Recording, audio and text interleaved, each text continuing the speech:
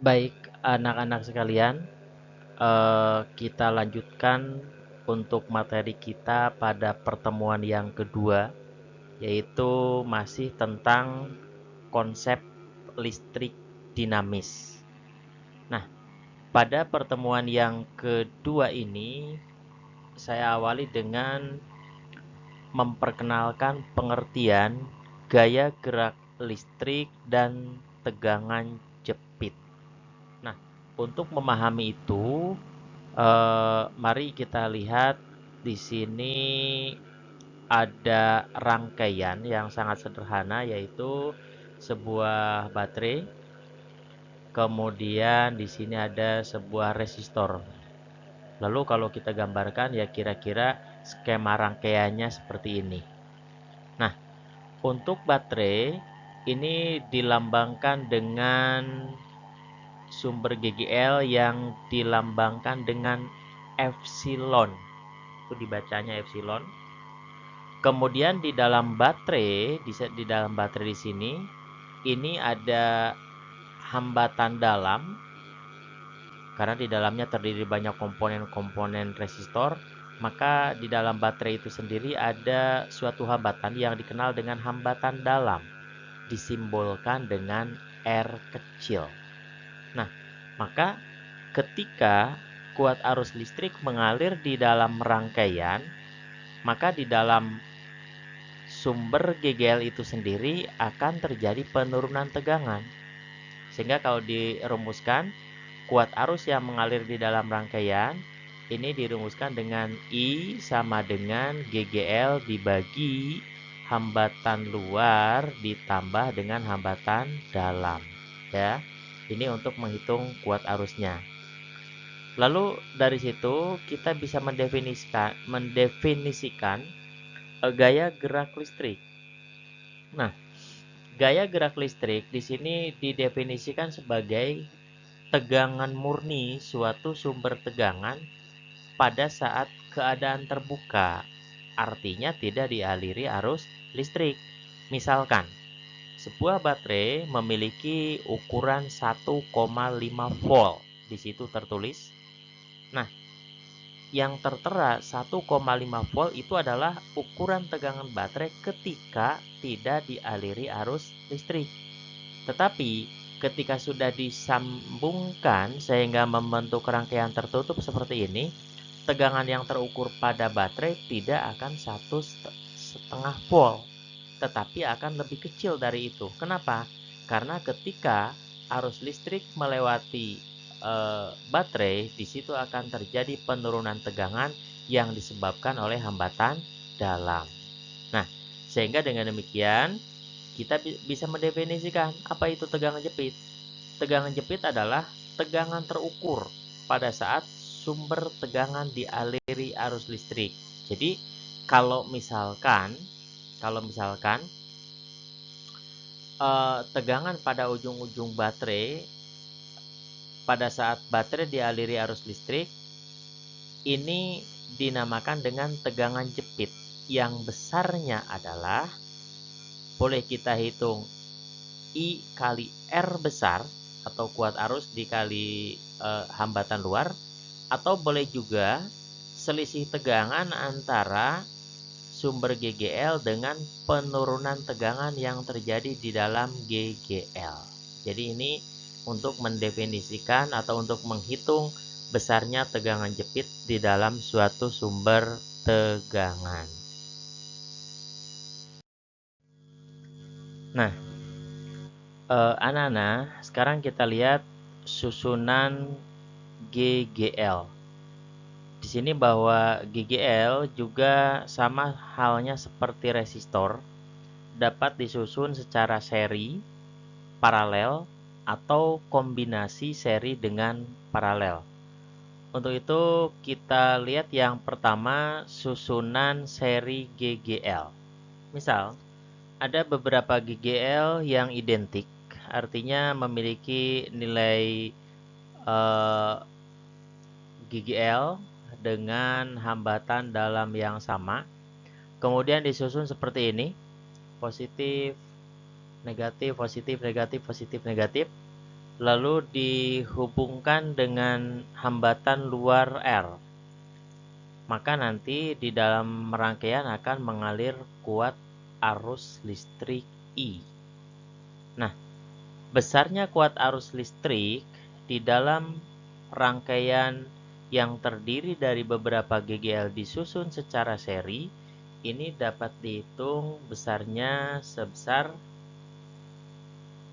I sama dengan jumlah GGL dibagi dengan hambatan total seluruhnya. Hambatan total yang dimaksud di sini adalah hambatan luar dengan seluruh hambatan dalam yang ada di dalam semua baterai.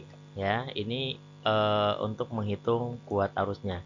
Kemudian yang kedua, susunan paralel. Untuk susunan GGL yang disusun secara paralel dapat digambarkan seperti ini. Jadi ada beberapa buah GGL disusun secara paralel lalu dihubungkan dengan hambatan luar R. Maka jika beberapa GGL disusun secara paralel, yang mensuplai arus listrik itu hanya satu buah GGL. Sehingga kalau dirumuskan, rumusnya adalah I sama dengan GGL dibagi dengan hambatan total. Nah, tentu hambatan total di sini adalah hambatan dalam ditambah hambatan luar ditambah seluruh hambatan dalam yang ada di dalam baterai atau GGL yang disusun secara paralel. Sehingga rumusnya adalah I sama dengan GGL dibagi R plus R kecil dibagi N, di mana N di sini adalah jumlah GGL yang disusun secara paralel. Nah, itu untuk susunan paralel dari GGL.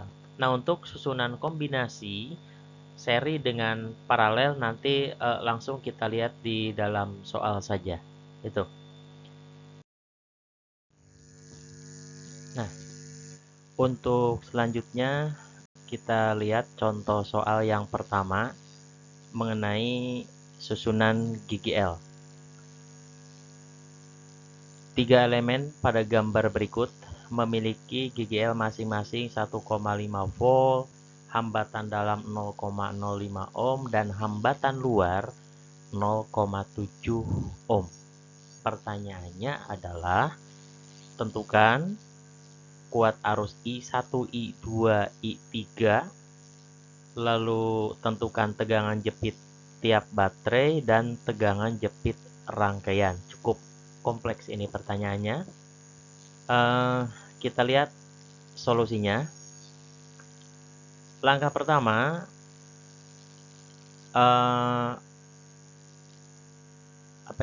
rangkaian dibuat dulu disederhanakan sehingga dari 4 GGL menjadi 2 GGL yang disusun secara paralel seperti ini. Di mana nanti masing-masing GGL yang di bagian atas dan di bagian bawah ini adalah hasil dari penggabungan GGL yang terdapat pada soal. GGL E1 E2 digabungkan menjadi 3 volt, kemudian GGL E3 E4 juga digabungkan secara seri sehingga menjadi 3 volt, dan ini menjadi sebuah rangkaian paralel. Nah, dengan masing-masing GGL 3 volt, kemudian hambatan dalamnya tiap GGL menjadi 0,1 ohm, kemudian hambatan luarnya tetap 0,7 ohm. Maka kuat arus I1 yang tidak lain adalah kuat arus dalam rangkaian dapat kita selesaikan dengan rumus kuat arus pada rangkaian paralel. Sehingga I1 sama dengan GGL dibagi hambatan total rangkaian. Sehingga setelah kita masukin angka, kita dapatkan kuat arus totalnya menjadi 4 ampere. Itu untuk I1. Kemudian kuat arus pada cabang yaitu I2 dan I3, karena ini melewati GGL dan hambatan dalam yang sama besar, maka boleh untuk menyederhanakan kita kita selesaikan dengan prinsip pembagian kuat arus pada susunan paralel resistor, di mana di sini yang menjadi resistornya adalah hambatan dalam pada tiap-tiap baterai, tiap-tiap GGL. Sehingga berlaku I2 berbanding I3 ini sama dengan 1/R1 berbanding 1/R2. Kalau kita masukin angkanya, di sini masing-masing GGL 0,1 ohm, maka didapatkan perbandingan 1:1 dengan jumlah perbandingannya 2, sehingga kalau ini sudah dapat, kita bisa menentukan besarnya I2 sama dengan 1/2 kali I total, di mana I totalnya adalah yang 4 ampere tadi. Maka kita dapatkan kuat arus yang melewati cabang atau yang disebut dengan I2 ini adalah 2 ampere. Kemudian dengan cara yang sama, karena I3 sama dengan I2, maka I3 juga besarnya 2 ampere. Itu kuat arus pada tiap-tiap cabang. Kemudian di soal diminta berapa tegangan jepit tiap baterai. Nah, di sini semua baterai identik. Oleh karena itu, maka cukup kita menghitung tegangan jepit pada salah satu baterai saja. Misal, saya ambil tegangan jepit pada baterai GGL epsilon 1. Maka tegangan jepitnya V sama dengan E1 dikurangi I2 dikali R1. Kita masukin angka, maka kita peroleh tegangan jepit untuk setiap baterai sebesar 1,4 volt. Nah, itu untuk tiap tegangan jepit pada tiap baterai. Kemudian, bagaimana kalau ditanya tegangan jepit rangkaian? Untuk menghitung tegangan jepit rangkaian, ini kita ambil persamaan yang paling sederhana saja, yaitu kita hitung tegangan pada ujung-ujung resistor hambatan luar. Jadi cukup dengan VAB sama dengan I1 dikali R luar. I1-nya 4 ampere, kemudian R luarnya 0,7 ohm, maka kita peroleh tegangan jepit rangkaian adalah 2,8 volt. Nah, ini untuk contoh soal yang pertama terkait dengan susunan gaya gerak listrik. Mudah-mudahan bisa difahami oleh kalian. Nah, berikutnya saya lanjutkan dengan materi berikutnya tentang hukum Kirchhoff 2. Nah, ini hukum Kirchhoff 2 itu adalah suatu metode atau cara yang dapat digunakan untuk menentukan kuat arus yang terjadi di dalam rangkaian apabila prinsip seri paralel sudah tidak bisa digunakan, kemudian prinsip penggunaan jembatan Wheatstone tidak bisa digunakan, serta delta star juga tidak bisa digunakan. Maka jurus yang terakhir yang dapat kita lakukan adalah dengan menggunakan hukum 2 Kirchhoff. Perhatikan di sini saya punya sebuah rangkaian yang sangat rumit sih, enggak ya, kompleks ya. Di sini ada 1, 2, 3 hambatan luar dan 3 buah GGL. Ini ada E1 dengan hambatan dalam R1, E2, kemudian E3. Nah, kalau kita perhatikan antara GGL E1 dengan GGL E2, ini kutub negatif ketemu dengan kutub negatif. Begitu juga E3 dengan E1, kutub positif bertemu dengan kutub positif. Nah, ini kan sesuatu yang janggal. Oleh karena itu, maka bagaimana cara menyelesaikannya kalau ada beberapa GGL dipasang bolak-balik seperti ini?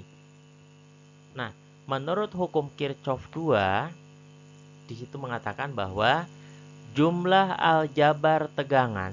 Nah, yang dimaksudkan dengan jumlah aljabar tegangan adalah jumlah GGL. Kita hitung secara aljabar. Dan penurunan tegangan pada resistor.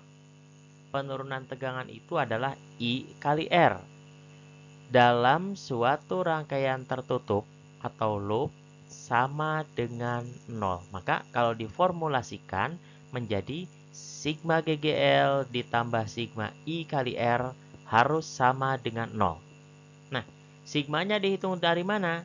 Dihitung ketika kita berputar dari satu titik mengelilingi rangkaian sampai kembali lagi ke titik semula.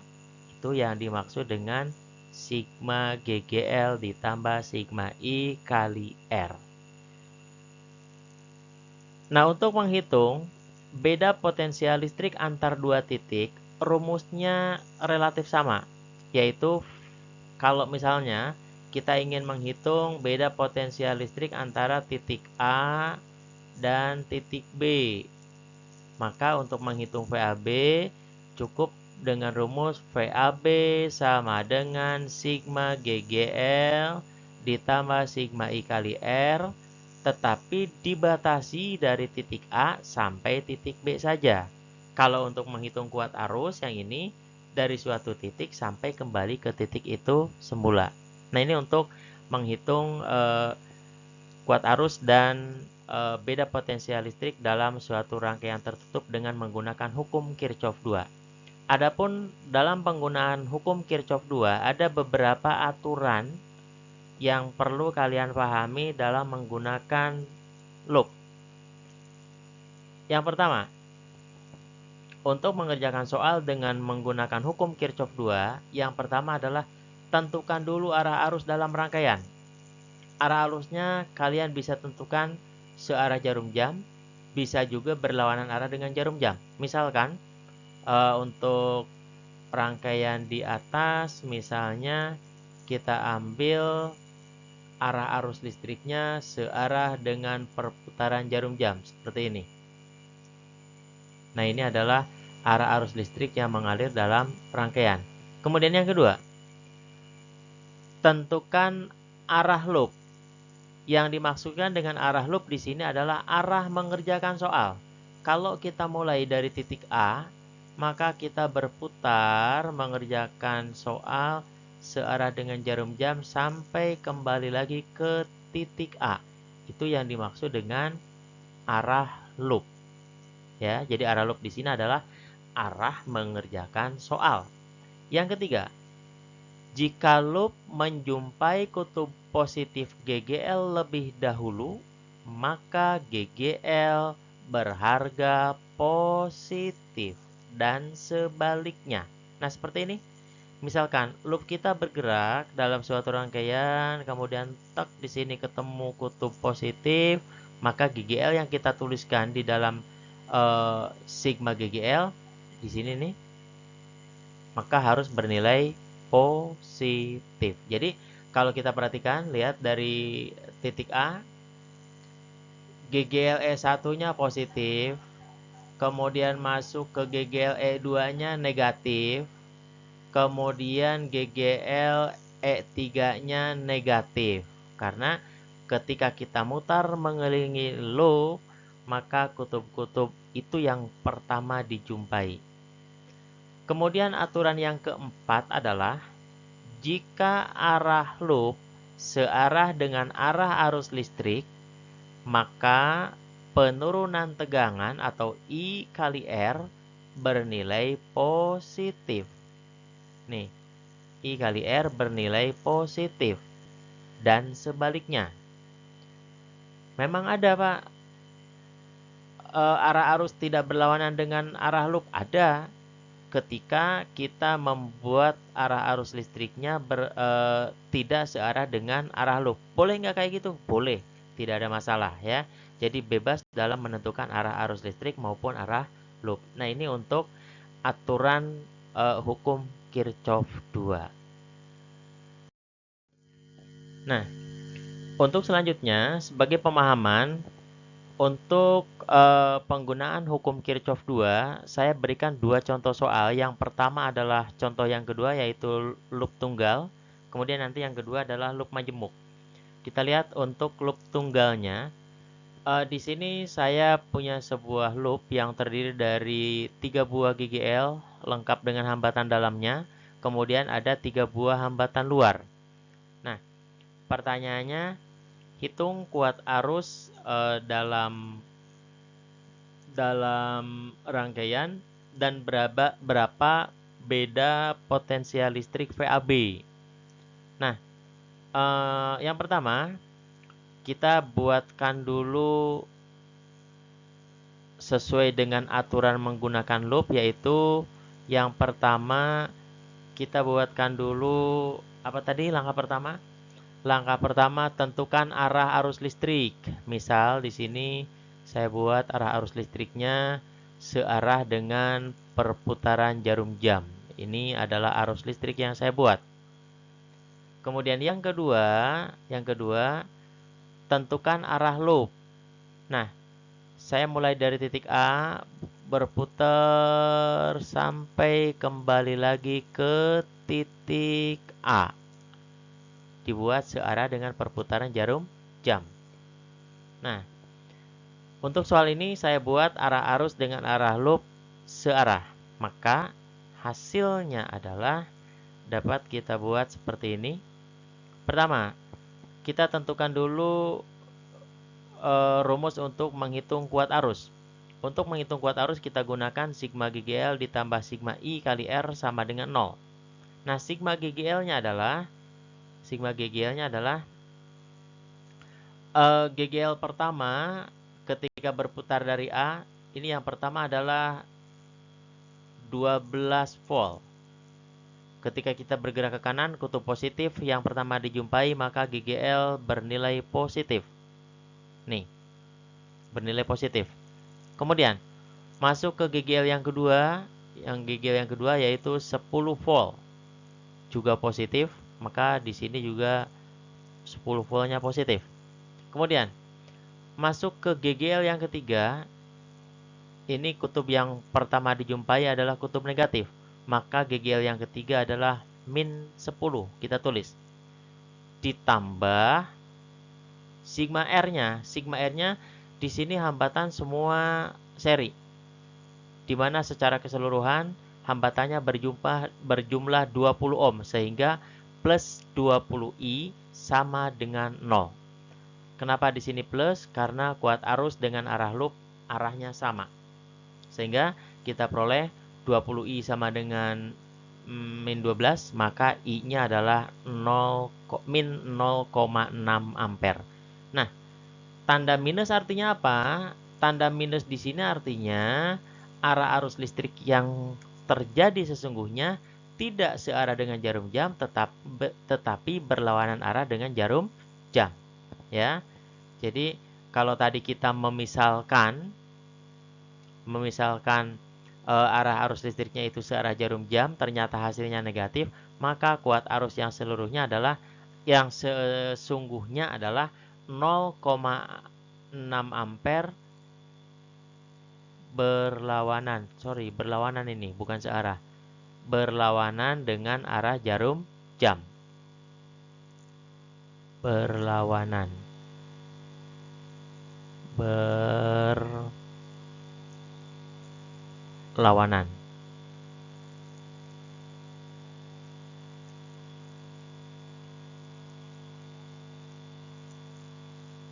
Nah, itu. Ya. Itu untuk menghitung kuat arus. Nanti di dalam soal pilihan ganda misalkan, ada nggak Pak pilihan positif dan negatif? Nggak ada. Yang ada pasti sekian ampere arahnya kemana. Itu yang ada di dalam pilihan soal. Jadi tidak akan dibuat gambling. Ada pilihan positif, ada pilihan negatif. Kemudian yang kedua, bagaimana untuk menghitung beda potensial listrik VAB? Untuk menghitung beda potensial listrik VAB, ada dua cara. Bisa dari A langsung ke B ke sini. Bisa dari A ke B lewat bawah ke sini. Nah, hasilnya gimana? Hasilnya pasti sama. Kenapa? Karena medan listrik bersifat konservatif.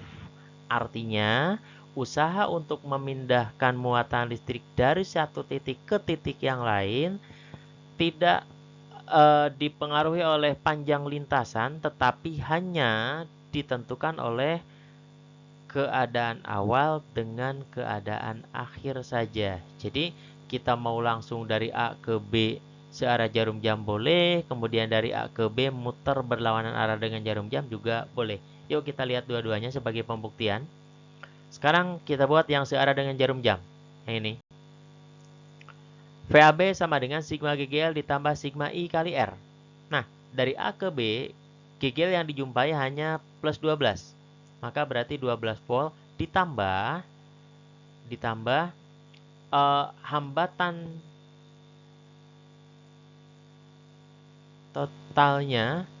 totalnya ini hambatan totalnya adalah 12 ohm, berarti ditambah 12 kali I.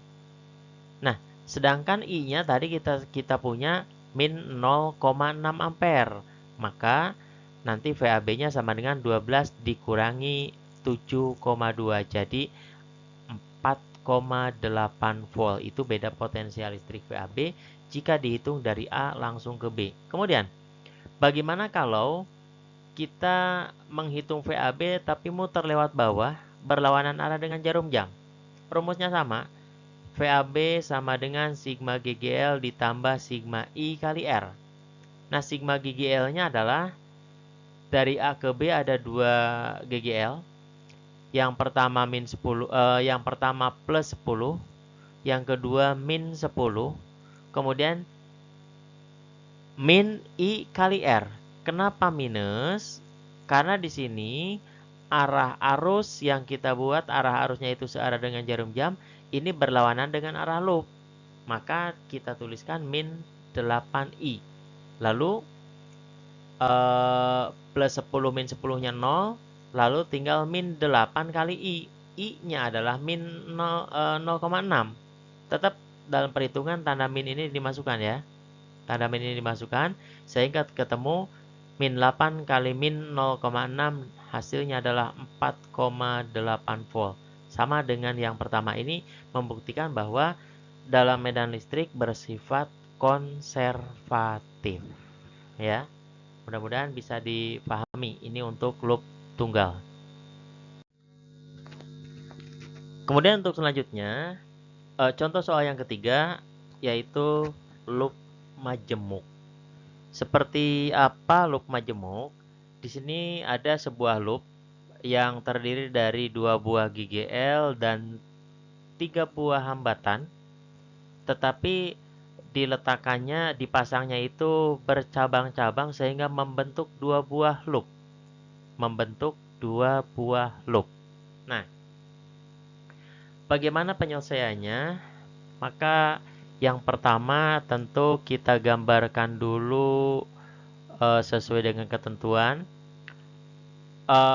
Pada tiap-tiap loop kita gambarkan dulu kuat arusnya. Misalkan pada loop pertama di sini dialiri oleh arus listrik I1.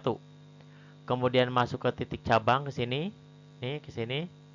Sesuai dengan hukum 1 Kirchhoff nanti akan dibagi 2 menjadi I2 dan I3. Sehingga di sini berarti I1 sama dengan I2 ditambah I3. Selesai. Syarat yang pertama kita sudah menentukan arah arus listrik. Pak, saya membuat arah arus listriknya nggak mau begini. Boleh nggak? Boleh. Pokoknya bebas. Yang penting ketika masuk ke titik cabang harus dibagi 2. Kemudian langkah yang kedua adalah tentukan arah loop. Karena di sini ada 2 loop, maka tentukan ini adalah arah loop yang pertama, kemudian ini adalah arah loop yang kedua. Membuat arah loop juga bebas. Boleh searah boleh searah loop, boleh berlawanan arah dengan loop. Pokoknya senyamannya kalian saja. Cuma di sini saya memberikan contoh, baik arah arus maupun arah loop, dua-duanya dibuat searah dengan perputaran jarum jam. Kalau mau diubah boleh saja, sangat boleh, itu tidak masalah ya. Nah, ini untuk menentukan arah arus dan arah loop. Lalu bagaimana penyelesaiannya? Untuk penyelesaiannya kita lihat satu-satu. Pertama, untuk loop 1 dulu. Kita tinjau loop 1 dulu ini. Nah, untuk loop 1, gunakan untuk menghitung kuat arusnya sigma GGL ditambah sigma I kali R sama dengan 0. Kemudian di sini 4 kali I1 ditambah 2 kali I3 min 8 sama dengan 0. Itu dari rumus. Ya. Kemudian karena I1-nya itu adalah I2 ditambah I3, maka pada langkah ini 4 I1 tambah I2 ditambah 2 I3 sama dengan 8, sehingga ketemulah persamaan yang pertama dari loop 1, yaitu 4 I2 ditambah 6 I3 sama dengan 8. Itu dari loop 1. Kemudian untuk loop 2. Untuk loop 2 yang ini sama, kita gunakan sigma GGL ditambah sigma I kali R sama dengan 0. Berputarlah dari titik B sampai mutar kembali ke titik B. Maka 4I2 ditambah 4 dikurangi 2I3 sama dengan 0. Kenapa di sini dikurangi? Karena loop kita dengan arah arus I3 berlawanan arah, di mana I3 arahnya ke bawah, loop kita arahnya ke atas nih. Jadi karena I dengan loopnya berlawanan, maka I kali R bernilai negatif. Jadi kita dapatkan nanti 4I2 dikurangi 2I3 sama dengan min 4. Kita dapat dua persamaan di sini. Maka dari kedua persamaan ini dapat kita eliminasikan. Cara mengeliminasikannya saya pikir tidak perlu dijelaskan, kalian sudah sangat mahir, sehingga diperoleh I3-nya 1,5 ampere, kemudian I2-nya min 0,25 ampere, maka I1 sebesar 1,25 ampere. Itu mudah kok, tidak terlalu rumit. Lalu kalau ditanya, berapa beda potensial listrik VAB? Nah, lagi-lagi VAB bisa dihitung langsung dari A ke B searah jarum jam, bisa dihitung berlawanan arah dengan jarum jam. Yang pertama, saya buat dulu VAB yang searah dengan jarum jam. Rumusnya adalah sigma GGL ditambah sigma I kali R sama dengan 0. Nah, kebetulan di sini ketika bergerak dari A ke B searah dengan jarum jam tidak menjumpai GGL, maka 0 ditambah 4 kali I1 ditambah 3 kali I2. Terus kita sudah punya I1 I2-nya, kita masukkan angka, maka ketemulah VAB sebesar 4,25 volt. Nah sekarang, Pak saya mau lewat bawah Pak, boleh nggak? Boleh, silahkan. Misal, kita buat VAB yang berlawanan arah dengan jarum jam ke sini. Nah, ke sini. Maka rumusnya sama, sigma GGL ditambah sigma I kali R, kemudian sigma GGL-nya dari A ke B lewat bawah, di sini ada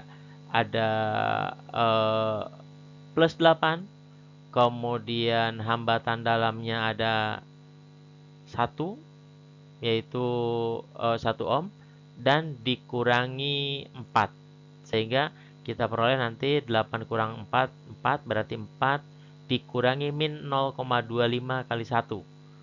Min kali min jadi plus, maka hasilnya VAB walaupun kita hitung lewat bawah tetap hasilnya 4,25 volt. Ini membuktikan bahwa medan listrik bersifat konservatif. Jadi itu untuk pengerjaan dari loop majemuk. Tolong direnungkan baik-baik. Kalau ada hal yang ingin ditanyakan, itu harus bertanya, karena ini memang ya agak ribet karena kita harus menemukan sebuah persamaan. Nah, itu untuk loop majemuk.